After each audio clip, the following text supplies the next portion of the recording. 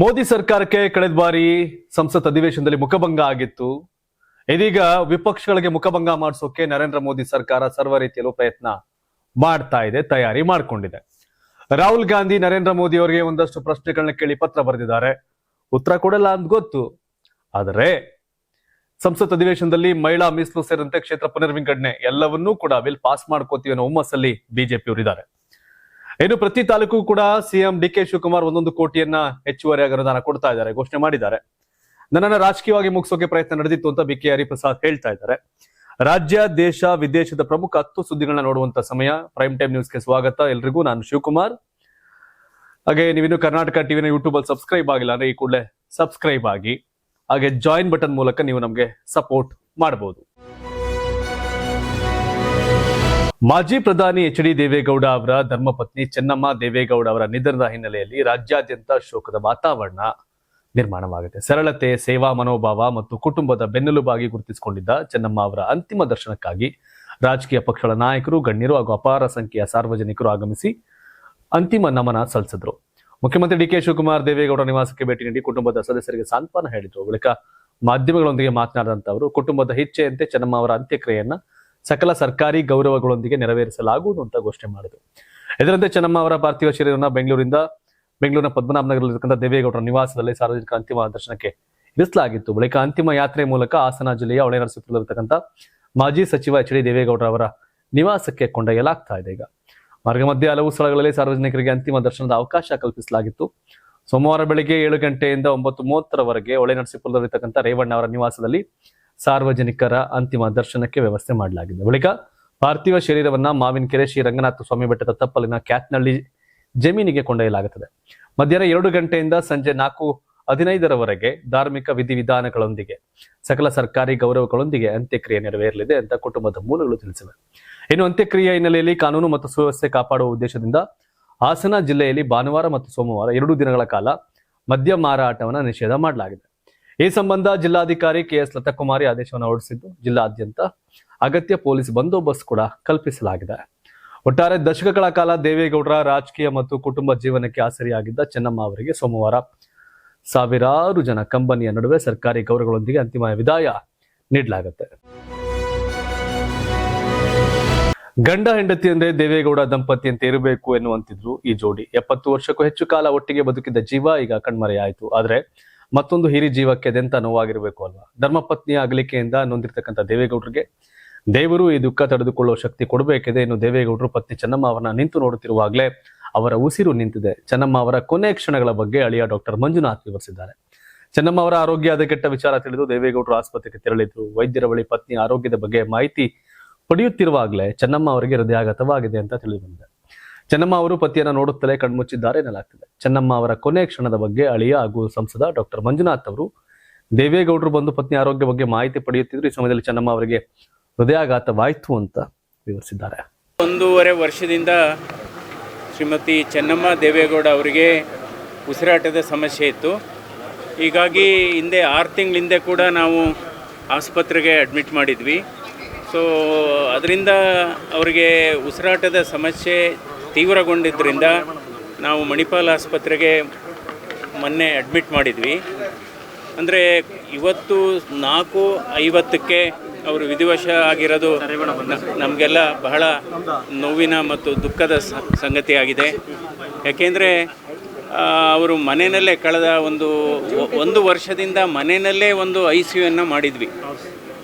ಅಲ್ಲಿ ನಮ್ಮ ಸಿಸ್ಟ್ರಿನ್ಲಾ ಆದಂಥ ಶೈಲಜಾ ಅವರು, ಡಾಕ್ಟರ್ ಚಂದ್ರಶೇಖರ್ ಅವರು ಎಲ್ಲ ಕಾಳಜಿ ವಹಿಸ್ತಾ ಇದ್ರು. ಗ್ರಾಮೀಣ ತಾಲೂಕುಗಳಲ್ಲಿನ ಕುಡಿಯುವ ನೀರಿನ ಸಮಸ್ಯೆಗಾಗಿ 1 ಕೋಟಿ ರು ಹೆಚ್ಚುವರಿ ಅನುದಾನವನ್ನ ಮುಖ್ಯಮಂತ್ರಿ ಡಿ ಕೆ ಶಿವಕುಮಾರ್ ಭಾನುವಾರ ಘೋಷಿಸಿದ್ದಾರೆ. ವಿಧಾನಸೌಧದ ಸಮ್ಮೇಳನ ಸಭಾಂಗಣದಲ್ಲಿ ಬರ ಪರಿಸ್ಥಿತಿ ಕುರಿತು ಜಿಲ್ಲಾಧಿಕಾರಿಗಳು ಮತ್ತು ಸಿಇಒಗಳ ಜೊತೆ ನಡೆದ ವಿಡಿಯೋ ಸಂವಾದದಲ್ಲಿ ಮಾತನಾಡಿದಂತ ಮುಖ್ಯಮಂತ್ರಿ, ಹೊಸ ಬೋರ್ವೆಲ್ ಕೊರೆಸುವಾಗ ಕಡ್ಡಾಯವಾಗಿ ವಿಡಿಯೋ ಚಿತ್ರೀಕರಣ ಆಗಬೇಕು. ನಕಲಿ ಪ್ರಕರಣಗಳು ಕಂಡು ಬಂದ್ರೆ ಸಿಇಒಗಳೇ ನೇರ ಹೊಣೆ ಅಂತ ಹೇಳಿದ್ರು. ಮುಂದಿನ 15 ದಿನಗಳಲ್ಲಿ ಕೇಂದ್ರ ಸರ್ಕಾರಕ್ಕೆ ಬರ ಪರಿಸ್ಥಿತಿಯ ಸಮಗ್ರ ವರದಿ ಸಲ್ಲಿಕೆಗೆ ಸೂಚಿಸಿದ್ರು. ಸಣ್ಣ ಮತ್ತು ಅತಿ ಸಣ್ಣ ರೈತರ ಹಿತವೇ ಮುಖ್ಯ ಆದ್ಯತೆ. ಕೃಷಿ, ಪಶುಸಂಗೋಪನೆ ಮತ್ತು ಗ್ರಾಮೀಣಾಭಿವೃದ್ಧಿ ಇಲಾಖೆಗಳು ಸಮಾರೋಪಾದಿಯಲ್ಲಿ ಕೆಲಸ ಮಾಡಬೇಕು. ಟ್ರಾನ್ಸ್ಫಾರ್ಮರ್ಗಳ ರಿಪೇರಿಗೆ ವಿಶೇಷ ಗಮನ ನೀಡಿ ಹೆಚ್ಚುವರಿ ಟ್ರಾನ್ಸ್ಫಾರ್ಮರ್ಗಳನ್ನ ಸಿದ್ಧವಾಗಿಟ್ಟುಕೊಳ್ಳಲು 4G ವಿನಾಯಿತಿ ನೀಡಬೇಕು. ಅಧಿಕಾರಿಗಳು ಕೇವಲ ಕಾಗದದ ವರದಿ ನೀಡದೆ ಫೀಲ್ಡ್ಗಿಳಿದು ಆಡಳಿತಾತ್ಮಕ ಟೀಮ್ ವರ್ಕ್ ಮತ್ತು ಕಾರ್ಯಕ್ಷಮತೆ ಪ್ರದರ್ಶನ ಮಾಡಬೇಕು ಅಂತ ಕಟ್ಟುನಿಟ್ಟಿನ ನಿರ್ದೇಶನ ಕೊಟ್ಟರು. ಜುಲೈ 18ರವರೆಗೆ ರಾಜ್ಯದಲ್ಲಿ ಮುಂಗಾರು ಮಳೆ ವಾಡಿಕೆಗಿಂತ ಒಟ್ಟಾರೆ 39% ಕೊರತೆಯಾಗಿದ್ದು 170ಕ್ಕೂ ಹೆಚ್ಚು ತಾಲೂಕುಗಳಲ್ಲಿ ಮಳೆ ಅಭಾವವಿದೆ. ವಿಜಯನಗರ ಜಿಲ್ಲೆಯಲ್ಲಿ ಅತ್ಯಧಿಕ 67% ಕೊರತೆಯಾಗಿದೆ. ಉಳಿದಂತೆ ಮಲೆನಾಡಿನಲ್ಲಿ 43%, ಕರಾವಳಿ ಭಾಗದಲ್ಲಿ 35%, ಉತ್ತರ ಒಳನಾಡಿನಲ್ಲಿ 33% ಹಾಗೂ ದಕ್ಷಿಣ ಒಳನಾಡಿನಲ್ಲಿ 31% ಮಳೆ ಕೊರತೆಯಾಗಿದೆ ಎಂದು. ಪ್ರಮುಖ ಜಲಾಶಯಗಳಲ್ಲಿ ಕೇವಲ 40% ಮಾತ್ರ ನೀರು ಸಂಗ್ರಹವಿದೆ. ಲಿಂಗನಮಕ್ಕಿ, ಸೂಪಾ ಮತ್ತು ವಾರಾಯಿಯಲ್ಲಿ ಕೇವಲ ಸರಾಸರಿ 23% ಮಾತ್ರ ನೀರು ಸಂಗ್ರಹವಿದೆ. ಕಾವೇರಿ ಕಣಿವೆಯಲ್ಲಿ 51% ಹಾಗೂ ಕೃಷ್ಣಾ ಕಣಿವೆಯಲ್ಲಿ 48% ನೀರಿದೆ. ರೈತರು ಕಡಿಮೆ ನೀರಿನ ಬಳಕೆಯಾಗುವ ಜಿಲ್ಲೆ ಬೆಳೆಗಳನ್ನ ಬೆಳೆಯುವ ಮೂಲಕ ಬರದ ಪರಿಸ್ಥಿತಿಯನ್ನು ಸಮರ್ಥವಾಗಿ ಎದುರಿಸಬೇಕು ಅಂತ ಕೈಜೋಡಿಸಬೇಕು ಅಂತ ಕೇಳಿಕೊಂಡ್ರು. ರೈತರ ಹಿತರಕ್ಷಣೆಗೆ ಸಕಲ ಸಿದ್ಧತೆ ಮಾಡಲಾಗುವುದು ಅಂತ ತಿಳಿಸಿದ ಅವರು, ಸಣ್ಣ ಮತ್ತು ಅತಿ ಸಣ್ಣ ರೈತರ ಸಂಪೂರ್ಣ ವಿವರಗಳನ್ನ ತಂತ್ರಾಂಶದ ಮೂಲಕ ಸಿದ್ಧವಾಗಿಟ್ಟುಕೊಂಡು ಪ್ರತಿಯೊಂದು ಪರಿಹಾರವು ತಳಮಟ್ಟದ ಅರ್ಹ ಫಲಾನುಭವಿಗಳಿಗೆ ತಲುಪುವಂತೆ ನೋಡಿಕೊಳ್ಳಬೇಕು. ರಾಜ್ಯದ ಯಾವುದೇ ಹಳ್ಳಿ ಅಥವಾ ನಗರದ ವಾರ್ಡ್ಗಳಲ್ಲಿ ಕುಡಿಯುವ ನೀರಿನ ತೊಂದರೆ ಕಾಣಿಸಿಕೊಳ್ಳಬಾರದು. ಸ್ಥಳೀಯ ನೀರಿನ ಮೂಲಗಳಿಲ್ಲದಿದ್ರೆ ಖಾಸಗಿ ಬೋರ್ವೆಲ್ಗಳನ್ನ ಬಾಡಿಗೆಗೆ ಪಡೆದು ಅಥವಾ ಟ್ಯಾಂಕರ್ಗಳ ಮೂಲಕ ತಕ್ಷಣವೇ ನೀರು ಸರಬರಾಜು ಮಾಡಲು ಕ್ರಮ ಕೈಗೊಳ್ಳಬೇಕು. ಸಾರ್ವಜನಿಕರಲ್ಲಿ ಮಳೆ ನೀರು ಕೊಯ್ಲಿನ ಕುರಿತು ಜಾಗೃತಿ ಮೂಡಿಸಬೇಕು ಅಂತ ನಿರ್ದೇಶನವನ್ನ ಕೊಟ್ಟರು. ಅಧಿಕಾರಿಗಳ ಸಭೆಯಲ್ಲಿ ಡಿಸಿಎಂ ಡಾಕ್ಟರ್ ಜಿ ಪರಮೇಶ್ವರ್ ಪ್ರಮುಖವಾಗಿ 2 ಸೂಚನೆಗಳನ್ನ ನೀಡಿದ್ದಾರೆ. 2023 ಬರದ ಬೆಳೆಯನ್ನು ಬೆಳೆದಿತ್ತು, ಆದ್ರೆ ಸಕಾಲದಲ್ಲಿ ಮಳೆ ಕಾಣದೆ ರೈತನಿಗೇನು ಸಿಗಲಿಲ್ಲ. ಕೋವಿಡ್ ನಂತರದ ಅವಧಿಯಲ್ಲಿ ರಾಜ್ಯದಲ್ಲಿ ತೋಟಗಾರಿಕಾ ಬೆಳೆಗಳ ಪ್ರಮಾಣ ಹೆಚ್ಚಾಗಿದೆ. ಅಡಿಕೆಯಂತ ಬೆಳೆಗಳು ತೋಟಗಾರಿಕಾ ಬೆಳೆಗಳಲ್ಲಿ ಮೊನೋಪೊಲಿ ಸಾಧಿಸ್ತಾ ಇದೆ. ಅಡಿಕೆಗೆ 15-20 ದಿನ ನೀರಲ್ದಿದ್ರೆ ತೋಟಗಳು ಒಣಗಿ ಹೋಗುತ್ತವೆ. ರಾಜ್ಯದ ಬೆಳೆಗಳ ಚಿತ್ರಣವನ್ನು ಗಮನಿಸಿದ್ರೆ ಕಬ್ಬು, ಭತ್ತ, ಅಡಿಕೆ ಮತ್ತು ಮುಸುಕಿನ ಜೋಳಗಳ ಒಟ್ಟಾರೆ 50% ಪ್ರದೇಶವನ್ನು ಆಕ್ರಮಿಸಿಕೊಂಡಿದೆ. ಈ 4 ಬೆಳೆಗಳು ಅತಿ ಹೆಚ್ಚಿನ ನೀರನ್ನ ಬೇಡುತ್ತವೆ. ಈ ಕುರಿತು ನೀವು ಸೂಕ್ಷ್ಮವಾಗಿ ಗಮನಿಸುತ್ತಿರಬೇಕು ಮತ್ತು ಎಚ್ಚರ ವಹಿಸಬೇಕು. ಡ್ಯಾಂಗಳಿಂದ ನೀರು ಹರಿಸಿ ಎಂದು ಒತ್ತಾಯಗಳು ಬರುತ್ತವೆ, ಆದರೆ ಮುಂದಿನ ಜೂನ್ವರೆಗೆ ಕುಡಿಯುವ ನೀರನ್ನ ಕಾಪಾಡಿಕೊಳ್ಳಬೇಕಾದ ಅನಿವಾರ್ಯತೆ ನಿಮ್ಮ ಮೇಲಿರುತ್ತದೆ ಎಂಬುದನ್ನ ಮರೆಯಬಾರದು ಅಂತ ಎಚ್ಚರಿಸಿದರು. ಜನ ಗುಳೆ ಹೋಗುವ ಗ್ರಾಮಗಳನ್ನ ಗುರುತಿಸಿ ಅಲ್ಲಿ ವಿಬಿಜಿ ರಾಮ್ಜಿ ಯೋಜನೆಯಡಿ ಉದ್ಯೋಗ ದೊರೆಯುವಂತೆ ಮಾಡುವ ಮೂಲಕ ವಲಸೆಯನ್ನ ತಪ್ಪಿಸಬಹುದಾಗಿದೆ. ಸಾವಿರಾರು ಮಕ್ಕಳು ಶಾಲೆಗೆ ಹೋಗದೆ ವಲಸೆ ಹೋಗುತ್ತಿದ್ದಾರೆ ಎಂದು ಪತ್ರಿಕೆಗಳು ವರದಿ ಮಾಡ್ತಿವೆ. ಈ ಕುರಿತು ನಿಗಾ ವಹಿಸಿ. ಬರಗಾಲದ ಸಂದರ್ಭಗಳಲ್ಲಿ ಸಾಂಕ್ರಾಮಿಕ ಕಾಯಿಲೆಗಳು ಹರಡುತ್ತವೆ, ಅವುಗಳ ಬಗ್ಗೆ ಗಮನವಿರಲಿ. ಎಲ್ಲಿಯೂ ಸಹ ಬೀಜ, ಗೊಬ್ಬರಗಳಿಗೆ ತೊಂದರೆಯಾಗದಂತೆ ನೋಡಿಕೊಳ್ಳಿ. ಮಾಧ್ಯಮಗಳು ತಪ್ಪು ವರದಿ ಮಾಡಿದರೆ ಸತ್ಯಾಂಶವೇನೆಂದು ಕೂಡಲೇ ಸ್ಪಷ್ಟೀಕರಣ ನೀಡಬೇಕು ಎಂದು ತಿಳಿಸಿದರು. ಇನ್ನು ಡಿಸಿಎಂ ಬರ ಕುರಿತು ವಿಷಯ ಮಂಡಿಸುವಾಗ ಮೊಬೈಲ್ನಲ್ಲಿದ್ದ ಅಧಿಕಾರಿ ವರ್ತನೆಗೆ ಸಿಎಂ ತೀವ್ರ ಅಸಮಾಧಾನ ವ್ಯಕ್ತಪಡಿಸಿದರು.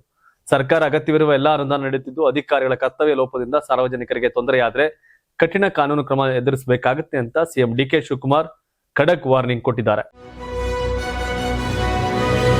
ಕೆಲವರು ನನ್ನನ್ನ ರಾಜಕೀಯವಾಗಿ ಮುಗಿಸೋಕೆ ಷಡ್ಯಂತ್ರ ಮಾಡ್ತಿದ್ದಾರೆ ಅಂತ ಕೆಪಿಸಿಸಿ ಅಧ್ಯಕ್ಷ ಬಿಕೆ ಹರಿಪ್ರಸಾದ್ ಆರೋಪ ಮಾಡಿದ್ದಾರೆ. ಕೆಪಿಸಿಸಿ ಕಚೇರಿಯಲ್ಲಿಂದು ಮಾತನಾಡಿದಂತ ಅವರು, ಬಿಕೆ ಹರಿಪ್ರಸಾದ್ ಸಂಪುಟ ಸೇರ್ತಾರೆ ಎಂಬ ಮಾತುಗಳು ಕೇಳಿ ಬರುತ್ತಿರುವ ಬಗ್ಗೆ ಪ್ರತಿಕ್ರಿಯಿಸುತ್ತಾ, ಸಚಿವ ಸಂಪುಟ ವಿಸ್ತರಣೆ ವಿಚಾರವನ್ನ ಸಿಎಂ ಅವರೇ ಹೇಳಬೇಕು. 140 ಶಾಸಕರಿದ್ದಾರೆ, ಅವರಲ್ಲಿ ಯಾರಿಗೆ ಅಂತ ವರಿಷ್ಠರು ತೀರ್ಮಾನ ಮಾಡ್ತಾರೆ ಅಂತ ಹೇಳಿದ್ರು. ರಾಹುಲ್ ಗಾಂಧಿ ಅವರನ್ನ ಪ್ರಧಾನಿ ಮಾಡಬೇಕು, ರಾಜ್ಯದಲ್ಲಿ ಜಾಗೃತಿ ಮೂಡಿಸುವ ಕೆಲಸ ಆಗ್ತಾ ಇದೆ. ರಾಜ್ಯಕ್ಕೆ ಬಂದು ಅಭಿಯಾನದಲ್ಲಿ ಭಾಗವಹಿಸುವಂತೆ ರಾಹುಲ್ ಗಾಂಧಿಗೆ ಮನವಿ ಮಾಡಿದ್ದೇವೆ, ಅವರು ಸದ್ಯದಲ್ಲೇ ತಿಳಿಸ್ತಾರೆ ಅಂತ ತಿಳಿಸಿದ್ರು. ಕೋಟಾ ಎಜುಕೇಶನ್ ಹಬ್ ಅಂತೇವೆ. ಸರಣಿ ಆತ್ಮಹತ್ಯೆಗಳ ಹಿನ್ನೆಲೆಯಲ್ಲಿ ರಾಹುಲ್ ಗಾಂಧಿ ಚಾಂತ್ರೋಕಿ ಗೂಂಜ್ ಎಂಬ ಕಾರ್ಯಕ್ರಮ ಹಮ್ಮಿಕೊಂಡಿದ್ದಾರೆ. ದೇಶದಲ್ಲಿ 152 ಪ್ರಶ್ನೆ ಪತ್ರಿಕೆ ಸೋರಿಕೆ ಘಟನೆಗಳು ನಡೆದಿವೆ. ಸಾಮಾನ್ಯ ವಿದ್ಯಾರ್ಥಿಗಳ ಭವಿಷ್ಯ ಆತಂಕದಲ್ಲಿದೆ. ಬಿಜೆಪಿ ಸರ್ಕಾರ ಇರುವ ಕಡೆಯೇ ಇದೆಲ್ಲ ಆಗ್ತಾ ಇದೆ. ಇದರ ಫಲಾನುಭವಿಗಳು ಬಿಜೆಪಿ ನಾಯಕರ ಮಕ್ಕಳೇ. ರಾಜಸ್ಥಾನ, ಗುಜರಾತ್ ಎಲ್ಲೆಡೆ ಆಗಿದೆ. ಪೊಲೀಸರು ವಶಕ್ಕೆ ಪಡೆದಿರುವ ಬಿಜೆಪಿಯವರ ಮಕ್ಕಳನ್ನೇ ಅಂತ ಟೀಕಿಸಿದ್ರು. ಭಾರತ ಶಿಕ್ಷಣ ವ್ಯವಸ್ಥೆ ಉತ್ತಮವಿದ್ದು 550 ಯೂನಿವರ್ಸಿಟಿಗಳನ್ನ ನೆಹರು ತಂದ್ರು. ಅವೆಲ್ಲ ನೆಹರು ದೂರದೃಷ್ಟಿಯಿಂದ ಬಂದದ್ದು. ವಿದ್ಯಾರ್ಥಿಗಳ ಭವಿಷ್ಯ ಕಟ್ಟುವ ಕೆಲಸ ಮಾಡಿದ್ರು. ಇವತ್ತು ಶಿಕ್ಷಣ ವ್ಯವಸ್ಥೆ ಮೇಲೆ ದಾಳಿಯಾಗಿದೆ, ಚಾಯ್ ಪೇ ಚರ್ಚಾ ಅಂತ ಪ್ರಧಾನಿ ಹೇಳ್ತಾರೆ. ಅವರು 1 ಡಿಗ್ರಿ ಮಾಡಿಲ್ಲ. ಪ್ರಧಾನಿ ಫೇಕ್ ಸರ್ಟಿಫಿಕೇಟ್ ಇಟ್ಕೊಂಡವರು. ಇಂಥವರಿಂದ ಇನ್ನೇನು ನಿರೀಕ್ಷಿಸಲು ಸಾಧ್ಯ? 10 ವರ್ಷದಿಂದ ಎಷ್ಟು ಪ್ರಶ್ನೆ ಪತ್ರಿಕೆ ಸೋರಿಕೆ ಆಗಿದೆ, ಇದರ ಮೇಲೆ ಎಷ್ಟು ತನಿಖೆಗಳಾಗಿದೆ, ಪ್ರಶ್ನೆ ಪತ್ರಿಕೆ ಸೋರಿಕೆ ಮಾಡಿದವರಿಗೆ ರಕ್ಷಣೆ ಯಾರು ಕೊಡ್ತಿರೋದು ಅಂತ ಪ್ರಶ್ನೆಯನ್ನ ಮಾಡಿದ್ರು. ಇದಕ್ಕೆ ಬಿಜೆಪಿ ನಾಯಕರು ಏನು ಉತ್ತರ ಕೊಡ್ತಾರೆ ನೋಡ್ಬೇಕು. ಅಯೋಧ್ಯೆಯ ಶ್ರೀರಾಮ ಮಂದಿರಕ್ಕೆ ಹರಿದು ಬಂದಿರತಕ್ಕಂಥ ಭಕ್ತರ ದೇಣಿಗೆ ಹಣದಲ್ಲಿ ಭಾರೀ ಪ್ರಮಾಣದ ದುರುಪಯೋಗ ಮತ್ತು ಕಳ್ಳತನ ನಡೆದಿದೆ ಎಂಬ ಗಂಭೀರ ಆರೋಪ ಕೇಳಿಬಂದಿದ್ದು, ಈ ಬಗ್ಗೆ ಸ್ವತಂತ್ರ ಹಾಗೂ ಸಮಗ್ರ ತನಿಖೆ ನಡೆಸುವಂತೆ ಲೋಕಸಭೆ ವಿರೋಧ ಪಕ್ಷದ ನಾಯಕ ರಾಹುಲ್ ಗಾಂಧಿ ಹಾಗೂ ಕಾಂಗ್ರೆಸ್ ಅಧ್ಯಕ್ಷ ಮಲ್ಲಿಕಾರ್ಜುನ್ ಖರ್ಗೆ ಅವರು ಭಾನುವಾರ ಪ್ರಧಾನಿ ಮೋದಿ ಅವರಿಗೆ ಜಂಟಿ ಪತ್ರ ಬರೆದು ಆಗ್ರಹ ಮಾಡಿದ್ದಾರೆ. ತಮ್ಮ ಕಷ್ಟದ ದುಡಿಮೆಯ ಹಣವನ್ನ ಅಪಾರ ಶ್ರದ್ಧೆ ಮತ್ತು ಭಕ್ತಿಯಿಂದ ಮಂದಿರಕ್ಕೆ ಕಾಣಿಕೆಯಾಗಿ ನೀಡಿದ ಲಕ್ಷಾಂತರ ಭಕ್ತರು ಈ ಕಳ್ಳತನದ ಸುದ್ದಿಯಿಂದ ತಮಗೆ ದ್ರೋಹ ಎಸಗಲಾಗಿದೆ ಎಂಬ ಆಘಾತದಲ್ಲಿದ್ದಾರೆ. ಹೀಗಾಗಿ ರಾಮ ಮಂದಿರದ ನಿಧಿಯ ನಿರ್ವಹಣೆಯಲ್ಲಿ ಸಂಪೂರ್ಣ ಪಾರದರ್ಶಕತೆ ಇರಬೇಕು ಅಂತ ಕಾಂಗ್ರೆಸ್ ನಾಯಕರು ಒತ್ತಾಯ ಮಾಡಿದ್ರು. ಸಂಸತ್ತಿನ ಮುಂಗಾರು ಅಧಿವೇಶನ ಆರಂಭಕ್ಕೆ ಕೇವಲ 1 ದಿನ ಬಾಕಿ ಇರುವಾಗ ಪ್ರಧಾನಿ ಮೋದಿ ಅವರಿಗೆ ಪತ್ರ ಬರೆಯಲಾಗಿದ್ದು, ಈ ಗಂಭೀರ ಹಗರಣದ ಬಗ್ಗೆ ಪ್ರಧಾನಿ ಮೌನ ವಹಿಸಿರುವುದು ಖಂಡನೀಯ ಮತ್ತು ಒಪ್ಪಿಕೊಳ್ಳಲು ಅಸಾಧ್ಯ ಅಂತ ಕಾಂಗ್ರೆಸ್ ನಾಯಕರು ಕಿಡಿಕಾರಿದ್ದಾರೆ. ಇಂತಹ ದೊಡ್ಡ ಅಪರಾಧ ನಡೆಯುತ್ತಿದ್ರೂ ನೀವು ಮೌನವಾಗಿರುವುದು ಸರಿಯಲ್ಲ. ಭಕ್ತರ ನಂಬಿಕೆಯನ್ನ ಮರುಸ್ಥಾಪಿಸುವುದು ಮತ್ತು ಹೊಣೆಗಾರಿಕೆಯನ್ನ ನಿಗದಿಪಡಿಸುವುದು ನಿಮ್ಮ ಕರ್ತವ್ಯ ಅಂತ ಪತ್ರದಲ್ಲಿ ಉಲ್ಲೇಖ ಮಾಡಲಾಗಿದೆ. ಕಾಂಗ್ರೆಸ್ ಅಧ್ಯಕ್ಷ ಮಲ್ಲಿಕಾರ್ಜುನ್ ಖರ್ಗೆ ಅವರು ಪ್ರಧಾನಿಗೆ ಬರೆದ ಪತ್ರವನ್ನ ಎಕ್ಸ್ ಸಾಮಾಜಿಕ ಜಾಲತಾಣದಲ್ಲಿ ಹಂಚಿಕೊಂಡಿದ್ದು, ಶ್ರೀರಾಮ ಜನ್ಮಭೂಮಿ ತೀರ್ಥಕ್ಷೇತ್ರ ಟ್ರಸ್ಟ್ನ ಹಣಕಾಸು ವ್ಯವಹಾರಗಳ ಬಗ್ಗೆ ಸಮಗ್ರ ತನಿಖೆ ಆಗಬೇಕು ಅಂತ ಒತ್ತಾಯ ಮಾಡಿದ್ದಾರೆ. ಒತ್ತಾಯ ಮಾಡಿದ ರಾಹುಲ್ ಗಾಂಧಿ ಮತ್ತು ಇವರು, ಯಾಕಂದ್ರೆ ಅದನ್ನ ಬಾಬ್ರಿ ಮಸೀದಿ ಕಡಿವಿ ರಾಮ ಮಂದಿರ ಕಟ್ಟೋ ವಿಷಯದಲ್ಲಿ ಬಿಜೆಪಿ ಪಾತ್ರ ದೊಡ್ಡದಿದೆ. ಈ ಹಗರಣದಲ್ಲೂ ಕೂಡ ಅವರೇ ತಾನೇ ಮಾಡಿದ್ದು, ಅದನ್ನ ಹೇಳಿ ಒತ್ಕೊಳ್ಳಿ ಅಂತ ಹೇಳ್ತಾ ಇದ್ದಾರೆ. ಖಂಡಿತ ಕಾಂಗ್ರೆಸ್ ಅವರು ಇದರ ವಿರುದ್ಧವಾಗಿದ್ರೆ ಇದು ಕೇಳೋ ಯೋಗ್ಯತೆ ಅರ್ಹತೆ ಇಲ್ಲ ಅಂತ ಅಪೋಸಿಷನ್ ಬಿಜೆಪಿ ಅವರು ಹೇಳ್ತಾರೆ. ಬಟ್ ಕಳ್ತನ ಕೇಳಬೇಕಲ್ಲ, ಎಲ್ಲ ಸಹಿಸಕ್ಕಾಗತ್ತೇನು? ಬಟ್ ಏನೋ ಅವ್ರು ಸಪೋರ್ಟ್ ಮಾಡಲಿಲ್ಲ ರಾಮ ಮಂದಿರ ಕಟ್ಟಕ್ಕೆ ಅಂತ ವಿರೋಧ ಮಾಡಿರ್ಬೋದನ್ನ ಕಾಂಗ್ರೆಸ್. ಆದ್ರೆ ಕಳ್ತನ ಆಗಿದ್ರ ಬಗ್ಗೆ ಕೇಳಕ್ಕೊಂದು ವಿರೋಧ ಪಕ್ಷವಾಗೋದಕ್ಕೆ ಅಧಿಕಾರ ಇದೆ, ಉತ್ತರ ಕೊಡ್ಬೇಕಷ್ಟೇ ಬಿಜೆಪಿ ಅವರು. ಲೋಕಸಭೆಯಲ್ಲಿ ಮಹಿಳೆಯರಿಗೆ 33% ಮೀಸಲಾತಿ ಕಲ್ಪಿಸುವ ಕಾಯ್ದೆಯನ್ನ ಸಂಸತ್ತಿನ ಪ್ರಸ್ತುತ ಸದ್ಯದ ಬಲದ ಆಧಾರದ ಮೇಲೆಯೇ ತಕ್ಷಣ ಜಾರಿಗೆ ತರಬೇಕು ಅಂತ ದ್ರಾವಿಡ ಮುನ್ನೇತ್ರ ಕಳಗಂ ಪಕ್ಷ ಕೇಂದ್ರ ಸರ್ಕಾರವನ್ನು ಒತ್ತಾಯಿಸಿದೆ. ಪ್ರಸ್ತಾಪಿತ ಕ್ಷೇತ್ರ ಮನೋವಿಂಗಡಣೆ ಪ್ರಕ್ರಿಯೆಯ ಬಗ್ಗೆ ಕೇಂದ್ರ ಸರ್ಕಾರ ಸ್ಪಷ್ಟತೆ ನೀಡಬೇಕು ಅಂತ ಒತ್ತಾಯ ಮಾಡಿದೆ. ಸಂಸತ್ತಿನ ಮುಂಗಾರು ಅಧಿವೇಶನಕ್ಕೂ ಮುನ್ನ ಕೇಂದ್ರ ಸರ್ಕಾರ ಕರೆದಿದ್ದ ಸರ್ವಪಕ್ಷ ಸಭೆಯಲ್ಲಿ ಡಿಎಂಕೆ ಸಂಸದ ತಿರುಚಿ ಶಿವ ಈ ವಿಷಯವನ್ನ ಪ್ರಸ್ತಾಪ ಮಾಡಿದ್ರು. ಸಭೆಯ ನಂತರ ಸುದ್ದಿಗಾರರೊಂದಿಗೆ ಮಾತನಾಡಿದಂತ ತಿರುಚಿ ಶಿವ, ಮಹಿಳಾ ಮೀಸಲಾತಿ ಮಸೂದೆಯನ್ನ ಡಿಎಂಕೆ ಸಂಪೂರ್ಣವಾಗಿ ಬೆಂಬಲಿಸುತ್ತದೆ, ಆದರೆ ಇದನ್ನ ಕ್ಷೇತ್ರ ಮರುವಿಂಗಡಣೆಯೊಂದಿಗೆ ಜೋಡಿಸಿರುವುದಕ್ಕೆ ನಮ್ಮ ಆಕ್ಷೇಪವಿದೆ. ಸದ್ಯದ ಲೋಕಸಭಾ ಬಲದ ಆಧಾರದ ಮೇಲೆಯೇ ಮೀಸಲಾತಿ ಜಾರಿಯಾಗಬೇಕು ಅಂತ ಹೇಳಿದರು. ಇದೇ ವೇಳೆ ಕ್ಷೇತ್ರ ಮರುವಿಂಗಡಣೆ ಪ್ರಕ್ರಿಯೆಯು ದಕ್ಷಿಣ ಭಾರತದ ರಾಜ್ಯಗಳಿಗೆ ಹಿನ್ನಡೆಯಾಗಬಾರದು ಅಂತ ಅವರು ಎಚ್ಚರಿಕೆ ಕೊಟ್ಟರು. ಜನಸಂಖ್ಯಾ ನಿಯಂತ್ರಣವನ್ನು ಯಶಸ್ವಿಯಾಗಿ ಜಾರಿಗೊಳಿಸಿರ್ತಕ್ಕಂಥ ದಕ್ಷಿಣದ ರಾಜ್ಯಗಳ ಸಂಸತ್ ಸ್ಥಾನಗಳ ಸಂಖ್ಯೆ ಕ್ಷೇತ್ರ ಮರುವಿಂಗಡಣೆಯಿಂದ ಕಡಿಮೆಯಾಗುವ ಆತಂಕವಿದೆ. ಒಂದು ವೇಳೆ ಈ ಪ್ರಕ್ರಿಯೆಯಿಂದ ದಕ್ಷಿಣ ರಾಜ್ಯಗಳಿಗೆ ಅನ್ಯಾಯವಾಗುವುದಾದ್ರೆ ಕ್ಷೇತ್ರ ಮರುವಿಂಗಡಣೆಯನ್ನ ಮುಂದಿನ 25 ವರ್ಷಗಳ ಕಾಲ ತಡೆ ಹಿಡಿಯಬೇಕು ಅಂತ ಅವರು ಒತ್ತಾಯ ಮಾಡಿದ್ರು. ಮತ್ತೊಂದೆಡೆ ಸಿಪಿಐ ಅಂಗಸಂಸ್ಥೆಯಾದ ಅಖಿಲ ಭಾರತ ಪ್ರಜಾಸತ್ತಾತ್ಮಕ ಮಹಿಳಾ ಸಂಘಟನೆ ಕೂಡ ಜನಗಣತಿ ಅಥವಾ ಕ್ಷೇತ್ರ ಮರುವಿಂಗಡಣೆಗೆ ಕಾಯದೆ ತಕ್ಷಣವೇ ಮಹಿಳಾ ಮೀಸಲಾತಿಯನ್ನು ಜಾರಿಗೆ ತರಬೇಕು ಅಂತ ಒತ್ತಾಯ ಮಾಡಿದೆ. 33% ಮೀಸಲಾತಿ ಜಾರಿ ಮಾಡಿದ್ರೆ ನಮ್ಮಲ್ಲಿ 50% ಸೀಟ್ ಕೂಡ ರೈಸ್ ಆಗುತ್ತೆ. MLA MP ಇವೆಲ್ಲ 42 MP ಒಂದು 15 ಜನ ಮಹಿಳಾ MP ಗಳಾಗ್ತಾರೆ, 100 ಜನ ಮಹಿಳಾ MLA ಆಗ್ತಾರೆ. ಪಾಸ್ ಆಗುತ್ತೆ ಹೆಚ್ಚು ಕಮ್ಮಿ ಸರಿ. ಸಂಸತ್ತಿನ ಮುಂಗಾರು ಅಧಿವೇಶನದ ಹಿನ್ನೆಲೆಯಲ್ಲಿ ಕೇಂದ್ರ ಸರ್ಕಾರ ಕರೆದಿದ್ದ ಸರ್ವಪಕ್ಷ ಸಭೆಯಲ್ಲಿ ನ್ಯಾಷನಲಿಸ್ಟ್ ಸಿಟಿಜನ್ ಪಾರ್ಟಿ ಆಫ್ ಇಂಡಿಯಾಗೆ ನೀಡಲಾದ ಆಹ್ವಾನವನ್ನು ವಿರೋಧಿಸಿ ವಿರೋಧ ಪಕ್ಷಗಳು ಭಾನುವಾರ ಸಾಂಕೇತಿಕವಾಗಿ ಸಭೆಯಿಂದ ಹೊರನಡೆದವು. ಜಂಟಿ ಸುದ್ದಿಗೋಷ್ಠಿಯನ್ನು ನಡೆಸಿದ ಬಳಿಕ ನಾಯಕರು ಸಭೆಗೆ ಮರಳಿದ್ರು. ಕಾಂಗ್ರೆಸ್ನ ಪ್ರಮೋದ್ ತಿವಾರಿ, ಸಮಾಜವಾದಿ ಪಕ್ಷದ ಧರ್ಮೇಂದ್ರ ಯಾದವ್, ಎನ್ಸಿಪಿಯ ಸುಪ್ರಿಯಾ ಸುಳೆ ಮತ್ತು ಟಿಎಂಸಿಯ ಮಹುವಾ ಮೊಯಿತ್ರಾ ಸೇರಿದಂತೆ ವಿರೋಧ ಪಕ್ಷದ ಹಿರಿಯ ನಾಯಕರು ಪ್ರತಿಭಟನೆಯ ಭಾಗವಾಗಿ ಸಭೆಯಿಂದ ಹೊರನಡೆದರು. ಟಿಎಂಸಿ ಬಂಡಾಯ ಗುಂಪಿನ ಸಂಸದ ಸುದೀಪ್ ಬಂಡೋಪಾಧ್ಯಾಯ ಪ್ರತಿನಿಧಿಸುವ ಎನ್ಸಿಪಿಐ ಭಾಗವಹಿಸುವಿಕೆ ವಿರೋಧಿಸಿ ವಿರೋಧ ಪಕ್ಷಗಳು ಈ ಕ್ರಮ ಕೈಗೊಂಡವು. ಕಾಂಗ್ರೆಸ್ನ ಪ್ರಮೋದ್ ತಿವಾರಿ, ಸಮಾಜವಾದಿ ಪಕ್ಷದ ಧರ್ಮೇಂದ್ರ ಯಾದವ್ ಅವರೆಲ್ಲ ಹೋಗಿ ಬಂದು ಅದೇನಾಗುತ್ತೆ ಯಾಕಂದ್ರೆ ಟಿಎಂಸಿನ ಹೊಡೆದವ್ರೆ, ಆಪ್ ಎಂಪಿಗಳನ್ನ ಸೇರಿಸ್ಕೊಂಡವ್ರೆ, ಶಿವಸೇನೆಯವ್ರನ್ನ ಒಂದಷ್ಟು ಜನ ಮರ್ಜ್ ಮಾಡ್ಕೊಂಡವ್ರೆ, ಬಿಲ್ ಪಾಸ್ ಮಾಡ್ಲೇಬೇಕು ಅಂತ ನಿಂತಿದ್ದಾರೆ. NDA ಅವರು, ಬಿಜೆಪಿ ಅವರು ಆ ಬಿಲ್ ಪಾಸ್ ಮಾಡ್ಕೋತಾರೆ. ಈಗ ಟಿಎಂಸಿಯಿಂದ ಅವ್ರು ಆಚೆ ಬಂದ ತಕ್ಷಣ ನೀವು ಸಂಸದಲ್ಲಿ ಅನ್ನಕ್ಕಾಗತ್ತೆ, ಅವ್ರಿಷ್ಟ ಆ ಪಾರ್ಟಿ ಇರ್ತಾರೋ ಬಿಡ್ತಾರೋ ಅನ್ನೋದು. ಹೀಗಾಗಿ ಈ ಸರ್ ಬಿಲ್ ಪಾಸ್ ಆಗತ್ತೆ. ಆ ಖುಷಿಲ್ ಅಮಿತ್ ಶಾ ಮೋದಿ ಇದ್ದಂಗಿದೆ, ನೋಡ್ಬೇಕಿನ್ನು. ಇನ್ನು ರಾಜನಾಥ್ ಸಿಂಗ್ ಸಭೆಯನ್ನು ಉದ್ದೇಶಿಸಿ ಮಾತನಾಡಿದ್ರು. ಮುಂಗಾರು ಅಧಿವೇಶನದಲ್ಲಿ ರಾಮ ಜನ್ಮಭೂಮಿ ಟ್ರಸ್ಟ್ ದೇಣಿಗೆ ಕಳ್ಳತನ, ನೀಟ್ ಪರೀಕ್ಷೆಯ ಪ್ರಶ್ನೆ ಪತ್ರಿಕೆ ಸೋರಿಕೆ ಮತ್ತಿತರ ವಿಚಾರಗಳನ್ನ ಪ್ರಸ್ತಾಪ ಮಾಡುತ್ತೀವಿ ಅಂತ ವಿರೋಧ ಪಕ್ಷಗಳು ಹೇಳಿದ್ವು. ಅದನ್ನ ನೋಡ್ಬೇಕು, ಅದನ್ನ ಫೇಸ್ ಮಾಡಕ್ಕೂ ಬಿಜೆಪಿ ಅವರು ರೆಡಿ ಅವರೇ. ಸಂಘರ್ಷ ಸಂಸತ್ ಸದನ ಕದನ ಅಷ್ಟೇ. ರಾಜ್ಯದಲ್ಲಿ ಒಂದೆಡೆ ಭೀಕರ ಬರ ಪರಿಸ್ಥಿತಿಯ ಸವಾಲು ಎದುರಾಗಿದ್ದಾರೆ, ಮತ್ತೊಂದೆಡೆ ಫುಟ್ಬಾಲ್ ವಿಶ್ವಕಪ್ ಫೈನಲ್ ನ ಸಂಭ್ರಮ ಮನೆ ಮಾಡಿದೆ. ಈ ನೆಲೆಯಲ್ಲಿ ಇಂದು ಮಧ್ಯರಾತ್ರಿ ನಡೆಯಲಿರತಕ್ಕಂಥ ಫಿಫಾ ವಿಶ್ವಕಪ್ ಫೈನಲ್ ಪಂದ್ಯವನ್ನ ವೀಕ್ಷಿಸಲು ಯುವ ಜನರ ಅನುಕೂಲಕ್ಕಾಗಿ ರಾಜ್ಯ ಸರ್ಕಾರ ವಿಶೇಷ ವಿನಾಯಿತಿ ಘೋಷಿಸಿದೆ. ವಿಧಾನಸೌಧದಲ್ಲಿ ಮಾತನಾಡಿದಂತ ಮುಖ್ಯಮಂತ್ರಿ DK ಶಿವಕುಮಾರ್ ಯುವಕರ ಮನವಿಗೆ ಸ್ಪಂದಿಸಿ ಇಂದು ರಾತ್ರಿ ಬೆಂಗಳೂರು ನಗರದಲ್ಲಿನ ಹೋಟೆಲ್ಗಳು ಹಾಗೂ ರೆಸ್ಟೋರೆಂಟ್ಗಳಿಗೆ ಬೆಳಗಿನ ಜಾವ 3:30 ಕಾರ್ಯನಿರ್ವಹಿಸಲು ಅನುಮತಿ ಕೊಡಲಾಗಿದೆ ಅಂತ ತಿಳಿಸಿದರು. ಇದೇ ವೇಳೆ ಫುಟ್ಬಾಲ್ ಅಭಿಮಾನಿಗಳಿಗೆ ಮನವಿ ಮಾಡಿದ ಮುಖ್ಯಮಂತ್ರಿ ಪಂದ್ಯ ವೀಕ್ಷಿಸುವ ವೇಳೆ ಯಾವುದೇ ಕಾರಣಕ್ಕೂ ಶಾಂತಿ ಕದಡಬಾರದು, ಯಾವ ತಂಡ ಗೆದ್ರೂ ಕ್ರೀಡಾ ಮನೋಭಾವದಿಂದ ಸಂಭ್ರಮಿಸಬೇಕು, ಕಾನೂನು ಸುವ್ಯವಸ್ಥೆಗೆ ಧಕ್ಕೆ ತರುವ ಯಾವುದೇ ಚಟುವಟಿಕೆಯಲ್ಲಿ ತೊಡಗಬಾರದು ಅಂತ ಮನವಿ ಮಾಡಿದರು. ಸುರಕ್ಷತೆಯ ದೃಷ್ಟಿಯಿಂದ ನಗರದಲ್ಲಿ ಅಗತ್ಯ ಪೊಲೀಸ್ ಬಂದೋಬಸ್ತ್ ಮಾಡಲಾಗಿದ್ದು ಪ್ರಮುಖ ಸ್ಥಳಗಳಲ್ಲಿ ಸಿಸಿಟಿವಿ ಕ್ಯಾಮೆರಾಗಳ ಮೂಲಕ ನಿಗಾ ವಹಿಸಲಾಗ್ತಾ ಇದೆ. ಸಾರ್ವಜನಿಕರು ಜವಾಬ್ದಾರಿಯಿಂದ ವರ್ತಿಸಿ ಪೊಲೀಸರೊಂದಿಗೆ ಸಹಕರಿಸುವಂತೆ ಮುಖ್ಯಮಂತ್ರಿ ಕೋರಿದರು. ಇದೇ ವೇಳೆ ಕರ್ನಾಟಕ ರಾಜ್ಯ ಫುಟ್ಬಾಲ್ ಸಂಸ್ಥೆ ಹಾಗೂ ಯುವ ಸಬಲೀಕರಣ ಮತ್ತು ಕ್ರೀಡಾ ಇಲಾಖೆ ಸಹಯೋಗದಲ್ಲಿ ಸಾರ್ವಜನಿಕರಿಗಾಗಿ ಫಿಫಾ ವಿಶ್ವಕಪ್ ಫೈನಲ್ ಪಂದ್ಯದ ನೇರ ಪ್ರಸಾರ ವ್ಯವಸ್ಥೆ ಮಾಡಲಾಗಿದೆ. ಬೆಂಗಳೂರಿನ ಕೋರಮಂಗಲದ NGV ಒಳಾಂಗಣ ಕ್ರೀಡಾಂಗಣದಲ್ಲಿ ಸೋಮವಾರ ಮಧ್ಯರಾತ್ರಿ 12:30ರಿಂದ ಅರ್ಜೆಂಟೀನಾ ಹಾಗೂ ಸ್ಪೇನ್ ತಂಡಗಳ ನಡುವಿನ ಫೈನಲ್ ಪಂದ್ಯವನ್ನ ಬೃಹತ್ ಪರದೆಯಲ್ಲಿ ವೀಕ್ಷಿಸಲು ಅವಕಾಶ ಕಲ್ಪಿಸಲಾಗಿದೆ. ಮುಖ್ಯಮಂತ್ರಿ ಡಿ.ಕೆ. ಶಿವಕುಮಾರ್ ಕೂಡ ಫುಟ್ಬಾಲ್ ಅಭಿಮಾನಿಗಳು, ಕ್ರೀಡಾಪಟುಗಳು ಹಾಗೂ ಸಾರ್ವಜನಿಕರೊಂದಿಗೆ ಪಂದ್ಯ ವೀಕ್ಷಿಸುವ ನಿರೀಕ್ಷೆ ಇದೆ. ರಾಜ್ಯದಲ್ಲಿ ಬರ ಸನ್ನಿವೇಶ ಒಂದ್ ಕಡೆ ಆದ್ರೆ ಸೆಲೆಬ್ರೇಷನ್ ಮೂಡ್ಗೆ ರಾಜ್ಯ ಸರ್ಕಾರ ರೆಡಿ ಇದೆ, ಅದೇನು ಮಾಡಕ್ಕಾಗಲ್ಲ, ನಡೀತಾ ಇರತ್ತೆ. ಜೀವನ ಅಂದ ಎರಡು ಕಡೆ ಇರ್ತವೆ. ಜಮ್ಮು ಮತ್ತು ಕಾಶ್ಮೀರದ ಅವಳಿ ಗಡಿ ಜಿಲ್ಲೆಗಳಾದ ಪೂಂಚ್ ಮತ್ತು ರಜೌರಿಯಲ್ಲಿ ಭಾನುವಾರ ಸುರಿದ ಧಾರಾಕಾರ ಮಳೆಯಿಂದಾಗಿ ಭೂಕುಸಿತ ಮತ್ತು ಹಠಾತ್ ಪ್ರವಾಹ ಉಂಟಾಗಿದ್ದು ಕನಿಷ್ಠ 11 ಜನ ಸಾವನ್ನಪ್ಪಿದ್ದಾರೆ ಮತ್ತು ಹಲವಾರು ಜನ ನಾಪತ್ತೆಯಾಗಿದ್ದಾರೆ. ಕೆಲವೇ ನಿಮಿಷಗಳಲ್ಲಿ ಉಕ್ಕಿ ಹರಿದ ನದಿಗಳು ತಗ್ಗು ಪ್ರದೇಶಗಳನ್ನು ಮುಳುಗಿಸಿದ್ದು ಹೊಸ ಬಸ್ ನಿಲ್ದಾಣವು ಶಿಥಿಲಗೊಂಡಿದೆ. ಡಜನ್ ಗಟ್ಟಲೆ ವಾಹನಗಳು ಪ್ರವಾಹಕ್ಕೆ ಸಿಲುಕಿ ಕೊಚ್ಚಿ ಹೋಗಿವೆ. ಇನ್ನು ಅನೇಕ ವಾಹನಗಳು ನೀರಿನಲ್ಲಿ ಮುಳುಗಿದವು. ಇದೇ ಸಮಯದಲ್ಲಿ ಕಾಣೆಯಾಗಿದ್ದ ಮಹಿಳೆಯ ಶವವನ್ನ ಕೂಡ ಪತ್ತೆ ಹಚ್ಚಲಾಯಿತು. ಜಿಲ್ಲೆಯ ಎಲ್ಲಾ ಪ್ರಮುಖ ನದಿಗಳಾದ ದರಾಲಿ, ಖಾಂಡ್ಲಿ, ಸುತ್ತೋಯ್ ಮತ್ತು ಜಮೋಲಾಗಳು ಉಕ್ಕಿ ಹರಿಯುತ್ತಿದ್ದು ಅಪಾಯದ ಮಟ್ಟಕ್ಕಿಂತ ಮೀರಿ ಹರಿಯುತ್ತಿವೆ. ಬೀದಿಗಳು ನೀರಿನಿಂದ ಮುಳುಗಿದ್ದು ನೂರಾರು ನಿವಾಸಿಗಳು ಸುರಕ್ಷಿತ ಸ್ಥಳಕ್ಕೆ ಪಲಾಯನ ಮಾಡಬೇಕಾಯಿತು. 5 ಜನರ ಮೃತದೇಹಗಳನ್ನ ಅವಶೇಷಗಳಿಂದ ಹೊರತೆಗೆಯಲಾಗಿದೆ.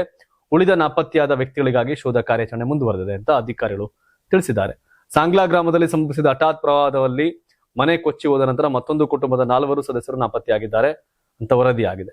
ಕಾಣೆಯಾದವರಲ್ಲಿ ಅಬ್ದುಲ್ ಹಮೀದ್ ಅವರ ಪತ್ನಿ ಶರೀಫಾ ಬೇಗಂ, ಮಗಳು ಹರಿಬಾ ಮತ್ತು ಸಹೋದರಿ ಮನೀರಾ ಬೇಗಂ ಸೇರಿದ್ದಾರೆ ಅಂತ ಅಧಿಕಾರಿಗಳು ತಿಳಿಸಿದ್ದಾರೆ. ಇದಿಷ್ಟು ಇಂದಿನ ಪ್ರೈಮ್ ಟೈಮ್ ನ್ಯೂಸ್. ಧನ್ಯವಾದ. ಇದು ಕರ್ನಾಟಕ ಟಿವಿ, ಕನ್ನಡಿಗರ ಧ್ವನಿ.